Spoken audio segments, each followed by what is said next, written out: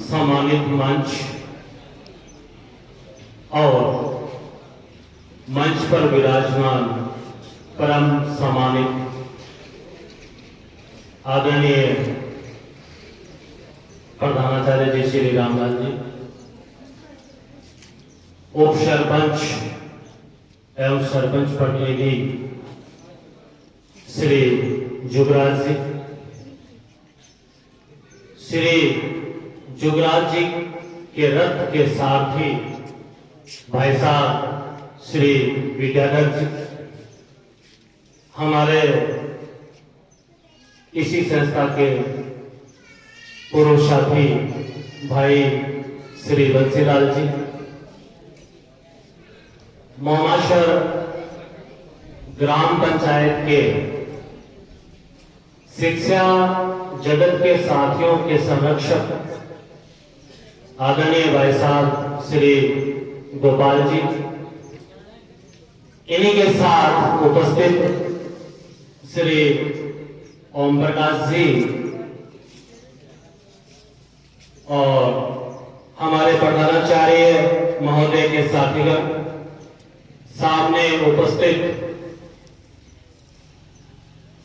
संस्था प्रधान महोदय के परिजन, मेरे शिक्षा जगत के साथी, माता शक्ति, पितृ श्रद्धा भक्ति सहित उपस्थित प्यारे बच्चों,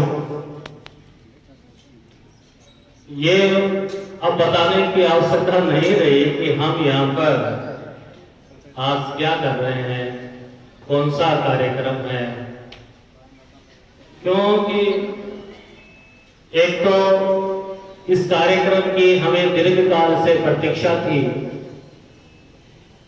उसके पीछे एक कारण कोरोना भी था। इस कोरोना ने पिछले 2-2.5 साल से हमारे सभी कार्यक्रमों को अस्त व्यस्त कर रखा था। ये संस्था हमारे प्रधानाचार्य महोदय बहुत चाहते थे, हम सारे साथीगण चाहते थे कि हमारी नवगठित ग्राम पंचायत के प्रतिनिधि जब राष्ट्रीय पर्व पर यहां उपस्थित हो तो यह संस्था उनके सम्मान में एक शानदार सांस्कृतिक कार्यक्रम रखे, एक शानदार उपस्थिति जनसमूह वहां पे हो। लेकिन इस कोरोना ने हमारे इस इच्छा को कुचल के रख दिया। लेकिन वो थोड़ी बहुत फलीभूत हुई हमारे संस्था प्रधान के इस सेवानिवृत्ति के अवसर पर। जो साथीगण कल मरुदेवा में उपस्थित थे, उन्होंने देखा होगा कि मरुदेवा का सभागार जो इतना बड़ा है कि सामान्य तौर पर वहां जब हम इकट्ठे होते हैं और कुछ बोलते हैं या आपस में बातचीत करते हैं तो वो सभागार पूरा गूंजता है, क्योंकि वो खाली खाली सा है। लेकिन कल साहब का जो ग्राम पंचायत ने सम्मान समारोह रखा, उस समय जो भी बोल रहा था उसकी आवाज स्पष्ट सुनाई दे रही थी। वो सभागार पूरा का पूरा खचाखच भरा हुआ था। जितनी उसकी बैठने की कैपेसिटी, उससे ज्यादा लोग बैठे थे। और उसके अलावा बाहर पीछे और जो उसके दाएं हिस्से के अंदर किचन सेट जो बना हुआ है, वहां पर भी बहुत सारे लोग खड़े थे। मैं यदि ये कहूं कि पूरा मोमासर वहां उपस्थित था तो ये अतिशयोक्ति नहीं है।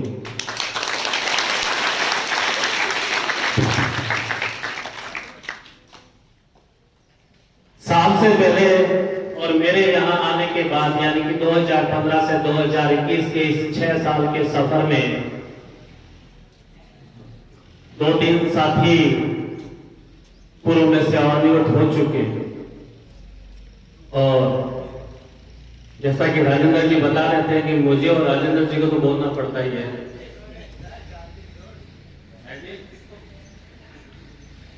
क्या कह रहा है?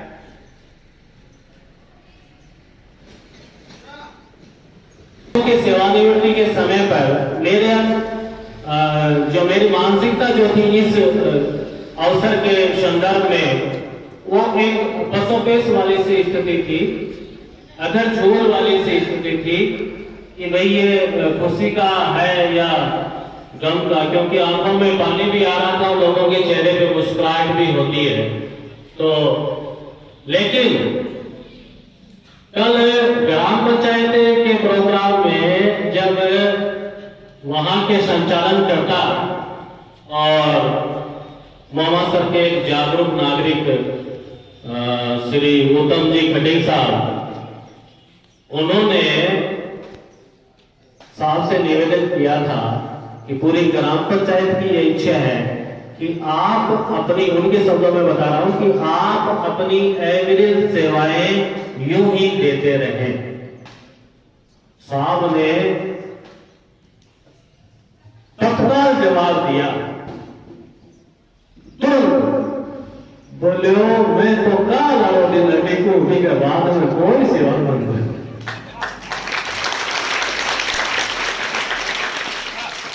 अब मेरे समझ में आया, मैंने उस चीज पर बड़ी गहराई से विचार किया और उस रीजन को समझा, क्योंकि अक्सर जब हम यहाँ इस संस्था में साथ के आने के बाद में हम लोग जब भी जितने दिन भी हमने इनके साथ काम किया, अक्सर हम ये सोचते थे इश्यू कुछ भी हो, सबके मुंह से एक ही बात निकलती थी कि यार उम्र में भले ही हम साथ से बहुत छोटे हो या छोटे हो, लेकिन इनमें जो एनर्जी है वो एनर्जी लेवल अपना बिल्कुल भी नहीं है, उसके आसपास भी नहीं है। शानदार एनर्जी लेवल इस व्यक्ति में। तो हम ये उम्मीद करना हमारा स्वाभाविक है कि भाई आगे भी 10-15 साल आप बढ़िया ढंग से सेवाएं दे सकते हैं। उसके बावजूद भी फिर सामने ऐसा क्यों था? तब मुझे समझ में आया कि इन्होंने एक तो बहुत लंबा टाइम नौकरी को दिया, 36 साल, और दूसरी बात वो 36 साल की नौकरी उन्होंने ऐसे नहीं करी, कभी स्कूल चले गए, कभी रह गए, स्कूल गए तो कुछ कर लिया, नहीं किया तो ठीक है, यूं नहीं किया। इन्होंने उस 36 साल में 72 साल में काम करने जितना परिश्रम किया, और 72 साल काम करने के बाद भी यदि किसी व्यक्ति से हम ये कहें कि साहब आप और काम कीजिए तो वो मना ही करेगा, स्वाभाविक सी बात। अब इनके व्यक्तित्व और कर्तृत्व के बारे में एक चीज और बताऊं मैं आपको। मैं अभी बैठा बैठा जब संचालन करता श्री प्रभाकर जी और हम सबके प्रिय भाई राजेंद्र जी वक्ताओं को बुला रहे थे और तो मुझे एक बार ये दिमाग में आया, मन कह यार जब सारे लोग बोल देंगे तो फिर तू क्या बोलेगा? ये बहुत बड़ी समस्या होती है किसी भी कार्यक्रम में। जब आप पधारे और आपसे पहले बहुत सारे लोग बोल चुके हो तो फिर आपके पास में जो मैटर है, जो मसाला है, जो कहने के लिए कुछ नई बातें, वो खत्म हो जाती। लेकिन रामायण की चौपाई तो मुझे नहीं आती, लेकिन एक चीज मैंने सुनी है, हरि अनंत हरि कथा अनंत। तो आदरणीय श्री रामदास जी का व्यक्तित्व तो ऐसा है कि 100 आदमी बोलने मुझसे पहले, फिर भी मैं आपके उनके बारे में बहुत सारी नई बातें बताऊं, अन्यथा तो नहीं होता। इनकी जगह कोई और शख्स होता तो नहीं हो पाता।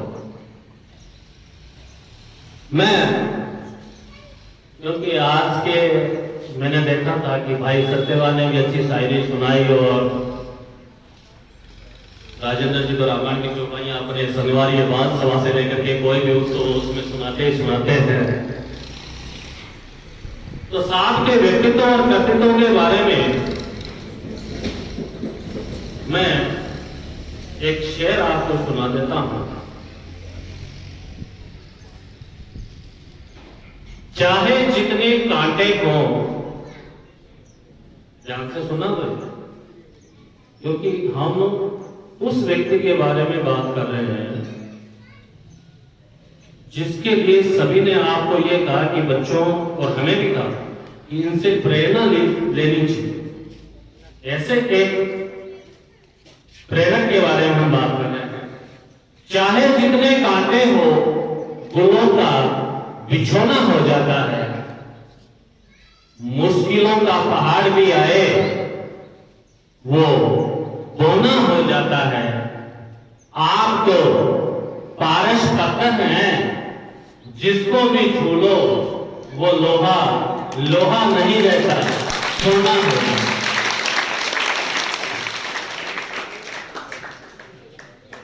और ये शेर निश्चित रूप से सिर्फ इन्हीं के लिए लिखा गया, क्योंकि मेरे जैसा अकर्मण्य व्यक्ति भी इनकी उपस्थिति में काम करता है। तो ऐसे लोहे को सोना बनाने वाली ऐसी शख्सियत हमारे बीच रही। अब दुख तो होना स्वाभाविक है। मैंने राजेंद्र जी को कभी भावुक होते हुए नहीं देखा। मैं खुद तो भावनाओं के समुद्र पे तैरता रहता हूं, इसलिए मेरी आंखें कब डबडबा जाए वो बच्चों के विदाई समारोह में भी हो सकता है या किसी अन्य आयोजन पे भी। लेकिन राजेंद्र जी जैसे मजबूत व्यक्ति को मैंने आज भावुक होते हुए देखा, मैंने उनके कंठ को अवरुद्ध होते हुए देखा। तो ये सब अपने आप में पर्याप्त प्रमाण है कि सामने मंच पर विराजमान शख्सियत ने 2 साल यहां के स्टाफ के साथ किस ढंग से रह करके काम किया। ओम प्रकाश जी, तिवारी जी का नाम ओम प्रकाश जी है ना? हाँ, तिवारी साहब बता रहे थे कि ये जाट नहीं है। और कल भी मैं जब गुरुदेवा में था तो वहां के मंच संचालनकर्ता ने भी जाति के आधार पे जितने भी प्रतिनिधि उपस्थित थे उनके द्वारा स्वागत करवाया, ताकि ये प्रतीत हो कि 36 कौम ने मिलकर के इनका स्वागत किया है। और इसी के साथ साथ हमारे उप सरपंच साहब श्री जुगराज जी ने भी एक संदर्भ में ये कहा था कि वो कलेक्टर बनिया और मैं भी बनिया हूं तो हमारी आपस में ट्यूनिंग बढ़िया रहती है। इन तीनों बातों को मैं आपको एक साथ समझाने का प्रयास कर रहा हूं, क्योंकि कई बार क्या होता है कि शब्दों के अर्थ अलग होते हैं और उन शब्दों के पीछे के भाव अलग होते हैं। जैसे कि युवराज जी कह रहे थे कि कलेक्टर साहब बनिया, मैं बनिया, लेकिन वास्तविकता यह है कि मोमासर ग्राम पंचायत ने कोरोना काल में इतना शानदार काम किया कि वहां पे कलेक्टर चाहे कोई बैठे, उसकी टेबल पे सर्वश्रेष्ठ पंचायत का नाम बोल्ड लेटर में मोमासर लिखा है।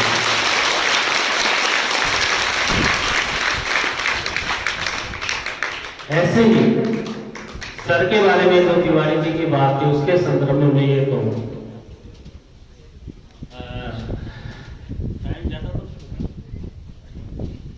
अब हो रहा है तो हो रहा है, अब क्या करें। लास्ट अवसर है सर के साथ इस प्रकार की बातें शेयर करने का। मुझे पता है उनको भी बहुत जल्दी हो रही थी गाँव जाने की। तो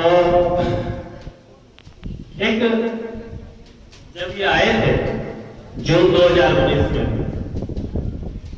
तो मेरे एक मित्र हैं,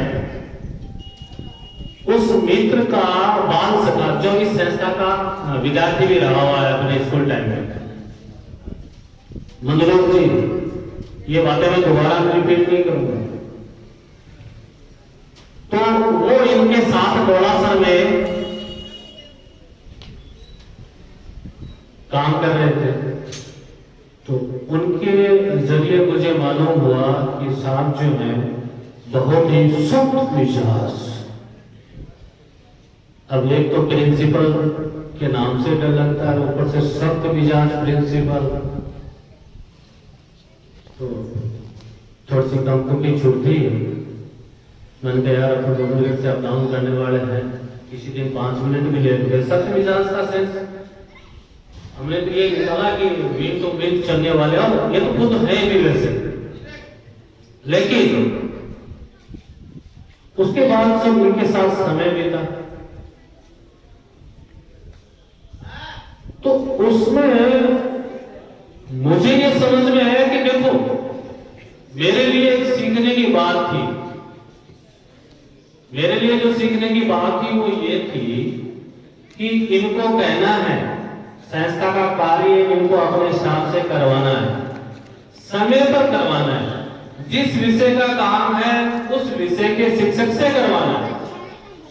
परंतु वो करवाना कैसे है, वो करवाने की जो स्किल कि अगले को बुरा भी ना लगे और काम भी हो, वो जो तरीका इनके पास था, यही कारण रहा कि पूरे पीओ क्षेत्र में तकरीबन 60 कर्मचारी, ये 60 के आसपास पीओ क्षेत्र, उन 60 में से एक के साथ भी इनका कोई छोटा मोटा सा भी वाद विवाद नहीं हुआ। यानी कि जो पुराने संयुक्त परिवार हुआ करते थे वैसा संचालन इन्होंने आज के इस दौर में किया। इससे बढ़िया कुशलता का उदाहरण मेरे ख्याल से कोई दूसरा नहीं हो सकता, जिसमें सभी जातियां, सभी प्रकार के वर्ग, सभी आयु वर्ग, महिला पुरुष, जो कुछ भी जो वेरिएशन है उस सारे वेरिएशन को इन्होंने एक सूत्र में पिरो करके और अपने इस कार्यकाल को बहुत ही शानदार ढंग से किया। दूसरी बात,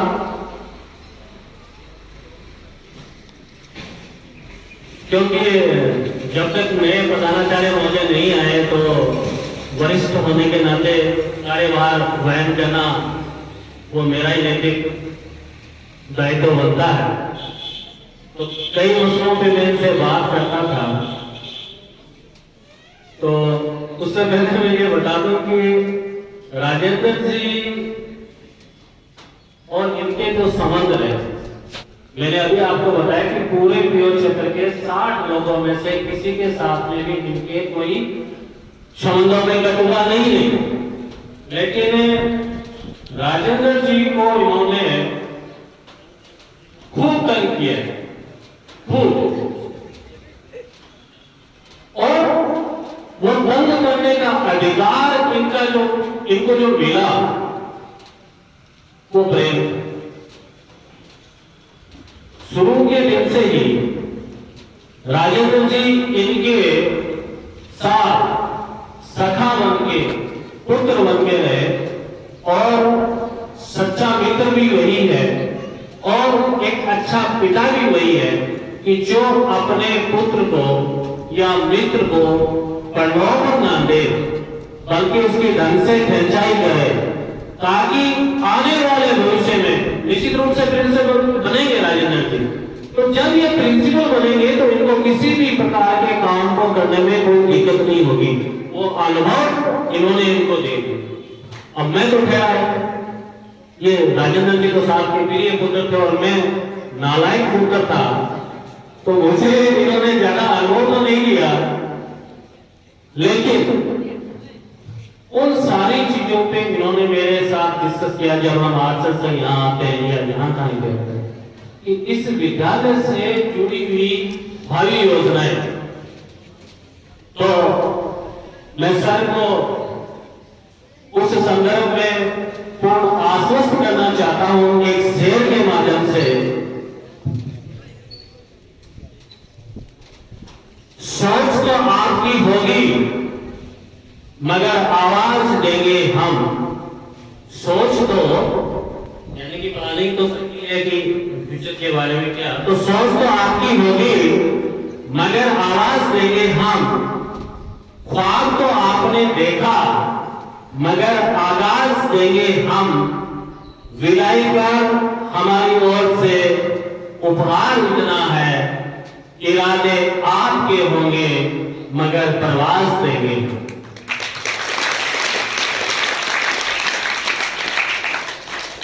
आज सुबह मैं साहब को कह रहा था, मैंने कहा साहब कल आपने वरुदेवा में आधा झूठ बोला, तो साहब एक सच्चे आदमी पे झूठ का आरोप लगे चौंकना स्वाभाविक है। बोला कैसे? मैंने कहा मेरी बात आपने ढंग से सुनी ना, मैं ये कह रहा हूं आधा झूठ बोला, पूरे के बारे में नहीं कह रहा हूं। तो बोले चलो आधा तो बताओ। मैंने कहा कि चलो आपको बताता हूं। आपने तो वहां पर आपने ये कहा था कि मेरा स्वभाव ऐसा है कि मैं जब घर से विद्यालय पहुंच जाता हूं तो उसके बाद घर पे क्या हो रहा है मैं उसकी परवाह नहीं करता, विचार ही नहीं करता। तो बोले इसमें झूठ क्या है? सही है। मैंने कहा हाँ ये तो सही है, लेकिन इसकी पंक्ति पूरी कब होती है कि मैं जब विद्यालय से घर पहुंच जाऊं उसके बाद विद्यालय में क्या हो रहा है मैं परवाह नहीं करता। ये बात मन का है नहीं है, बोले नहीं यार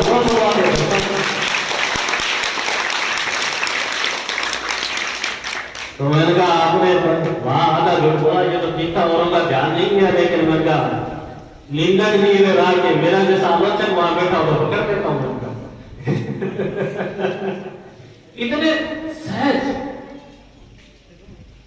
ये आप और हम सारे जानते हैं कि प्रिंसिपल और पीओ यानी कि पंचायत का सबसे बड़ा पद, कई विभाग उसके अधीन होते हैं और आने वाले समय में और बहुत सारी चीजें उससे अध्यक्ष होंगे। उनके सामने किसी की मजा लगे ऐसे बोल पाए।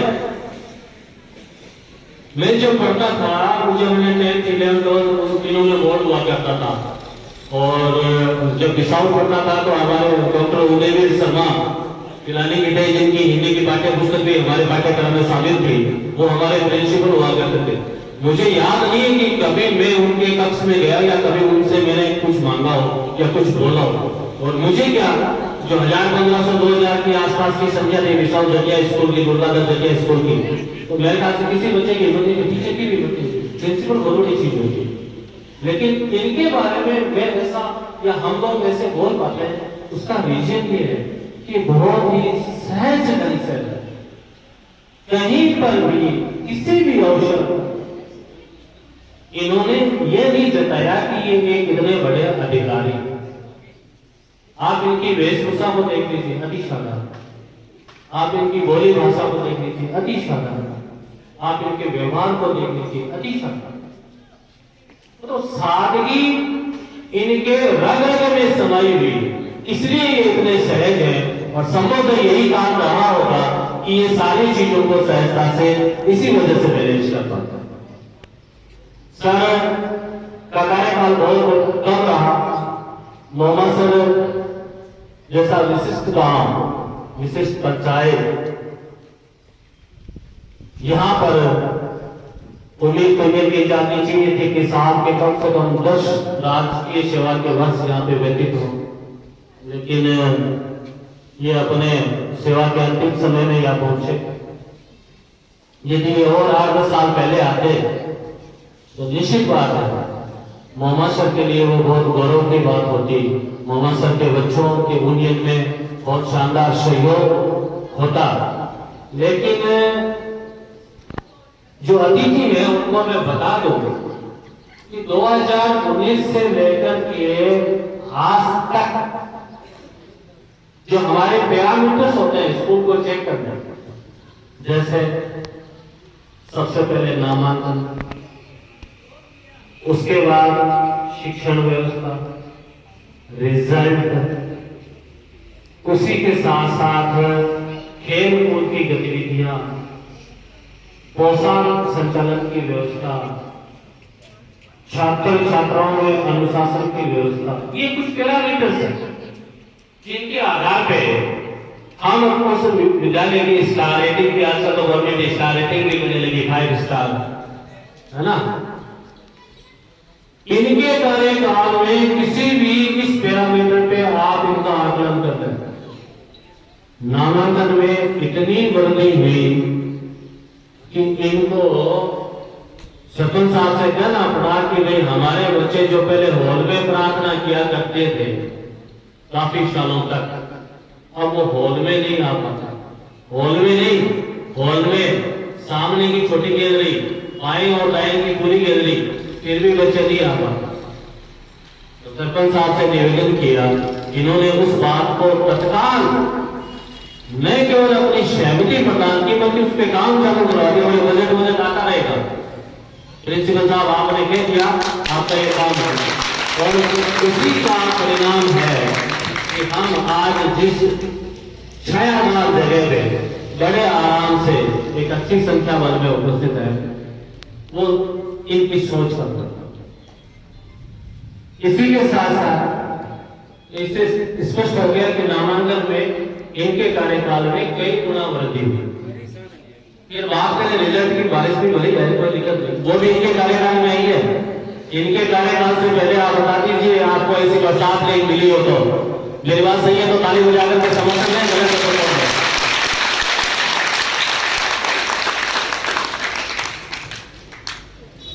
इसी के साथ रिजल्ट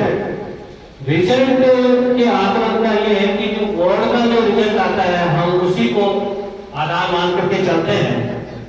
तो 10th क्लास और 12th आर्ट्स, 12th कॉमर्स, इन तीनों कक्षाओं का रिजल्ट इतना शानदार रहा कि हमारे यहाँ अध्ययनरत जितनी भी बालिकाएं थी वो सारे की सारी गार की आवाजें, और उनमें से एक सोनू सोनू थी ना, उसको इंदिरा प्रियदर्शनी पुरस्कार साहब के साथी में। किसी भी पैरामीटर पे आप इनको चेक कर लीजिए। स्पोर्ट्स, यहाँ पे आज तो हमारे बीच में शारीरिक शिक्षक महोदय यहाँ पे हैं, ये अभी कुछ दिन पहले ही ट्रांसफर होकर के हैं, लेकिन उससे पहले हमारे पास में शारीरिक शिक्षक का पद रिक्त था। फिर भी बालिकाओं को भी उन्होंने उतना ही प्रोत्साहित किया और बालकों को भी, और उसका परिणाम ये रहा कि वो कबड्डी और उनके जो अपने प्रिय खेल थे उसमें कोई जिले पे, कोई जोन पे, डिवीजन पे, कोई तहसील हेडक्वार्टर पे हमेशा अपने पदक उन बच्चों ने पाए। बिना शारीरिक शिक्षक के भी साहब का ये था, अजीत जी को बोलते थे, अजीत जी सुना है गे जाओ छोड़ा क्या थोड़ा चला लो, कितनी सरलता। मतलब कहीं आपको ये किसी भी चीज में लगता नहीं, किसी भी सूरत हाल में नहीं लगता कि यार कितने बड़े अधिकारी जो है वो ये बात कह रहे हैं। अब मेरे साथीगण जो खड़े हैं तो मुझे यूं लग रहा है कि शायद इनको ये कहना चाह रहे हैं कि साहब बस कर दो, आप तो हमेशा और भी सुनाते रहोगे, साहब जा रहे हैं। तो क्योंकि लॉर्ड मुझ पे आ रहा है तो मैं अपनी चिंता भी साहब को बता ही देता हूं, वो भी एक शेयर के माध्यम से। आपके साथ ये मौसम फरिश्तों जैसा है, आपके साथ ये मौसम फरिश्तों जैसा है, आपके बाद ये मौसम बड़ा सताएगा। इसी के साथ अपनी वाणी को विराम देता हूं। जय हिंद।